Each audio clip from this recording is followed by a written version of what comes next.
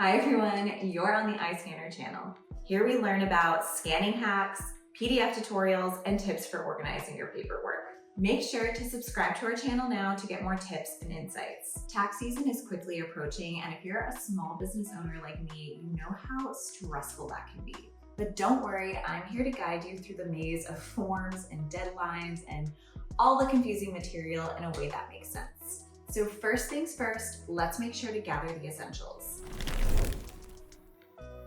Before diving into all the tax forms, it is crucial to organize your paperwork.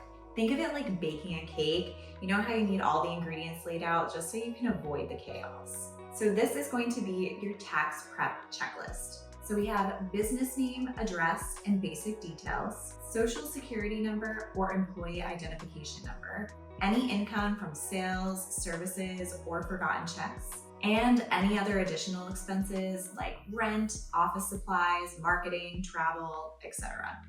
Now let's move to the second step, track like a pro. The IRS is extremely thorough, so it's super important that you have a system in place where you can easily track everything. And to avoid any of that last minute panic, it's super important that we're using these systems year-round. You can use accounting softwares like QuickBooks or Excel. I personally love to use Google Spreadsheets just to keep track of everything. And then you can also create tabs on emails, so as digital receipts come in, you can make sure that everything is labeled. This is going to make it so much easier to find these things, especially as they add up throughout the year. One thing I love to use when it comes for organizing is the iScanner app. This tool is so useful, so any paper receipts that you get throughout the year, you can actually turn them into digital copies using the iScanner app. So all you have to do is scan your file, and then you can easily organize your files throughout the app. So it just makes everything in one place and just so much easier, especially when it comes to tax season. Of course, you can put all of your paper receipts in something like a box, but if you have an animal like me, I have a lovely, beautiful little cat, but she loves to get into everything, and I've tried this before, and unfortunately, my receipts have fallen victim to my cat. So I prefer to have everything digitally just to be on the safe side. Step number 3 is choosing the right tax form. This is where it can get a little tricky, but don't be afraid, I got you. Make sure to take a screenshot of this hint so you can refer back to it whenever you need it.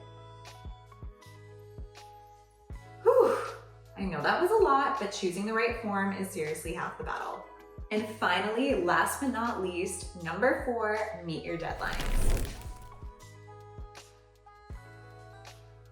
Okay, everyone, I need you to mark your calendars. March 15th, partnerships and S-Corps. April 15th, sole proprietors and C-Corps. Deadlines do adjust if they fall on weekends or holidays, so make sure you're always planning ahead just to avoid any stress. So I think one of the most important things we have to learn here is that taxes don't have to be terrifying. With good records, the right forms, and timely submissions, you're gonna be fine. And if it's something that you're stressed about or you're having some doubts, you can always hire an accountant to help you through the process, so that way you can focus on other aspects of your business. Thank you so much for watching, and make sure to hit that button if this was helpful. Subscribe for more tips, and if you have any more tax questions, make sure to drop them below.